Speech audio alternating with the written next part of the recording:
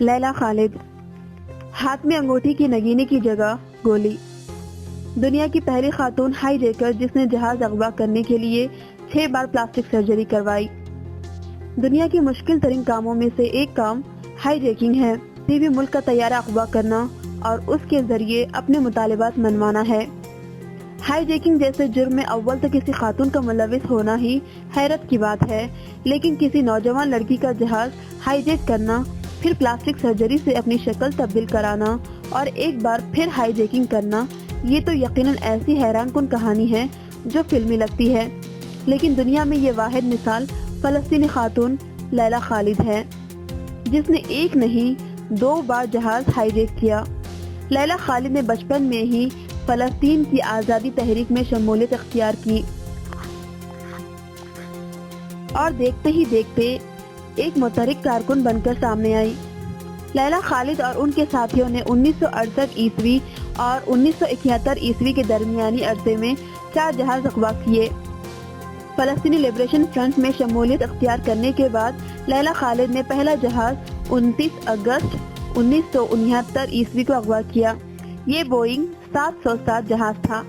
یہ جہاز اٹلی سے اسرائیل کی دارالحکومت تل ابیب جا رہا تھا۔ اطلاع یہ تھی کہ اسرائیل کے وزیر اعظم اسحاق رابن بھی اس فلائٹ کے مسافروں میں شامل ہیں۔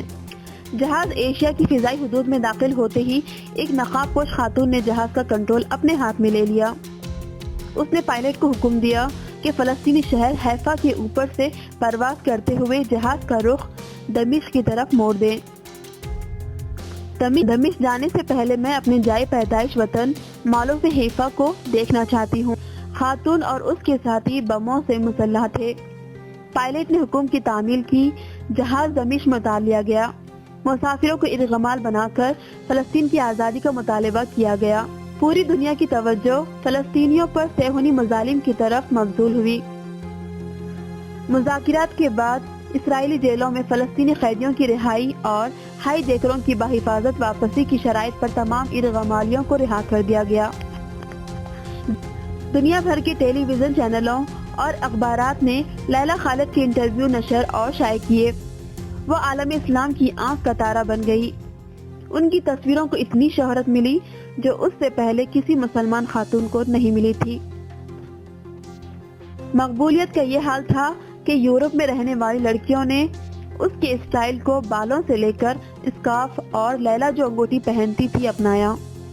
اس کے ہاتھ میں ایک انگوٹھی ہوا کرتی تھی جس میں کوئی پتھر نہیں، گولی۔ پہلی ہائی جیکنگ کے بعد اس نے اوپر تلے 6 بار پلاسٹک سرجری کروائی اور اپنی صورت مکمل طور پر تبدیل کر لی۔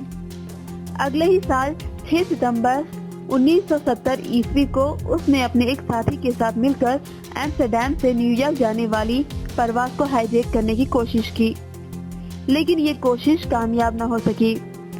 اس طیارے کو برطانیہ کے ایک ایئرپورٹ پر اتار لیا گیا۔ لیلا کے ساتھی کو گولی مار کر ہلاک کر دیا گیا، جبکہ اسے گرفتار کر لیا گیا۔ 1 مہینہ بھی نہیں گزرا تھا کہ فلسطینی جان بازوں نے ایک اور طیارہ اغوا کیا، مسافروں کو ارغمال بنایا، مذاکرات کی میز پر لیلا خالد کی رہائی کا مطالبہ کیا۔ یوں لیلا خالد کو قید سے رہائی ملی۔ اپنی خود نوش سوانح عمری مائی پیپل شیل لائف میں انہوں نے اپنی کہانی لکھی ہے۔ یہ دل کو دہلا دینے والی کہانی ہے۔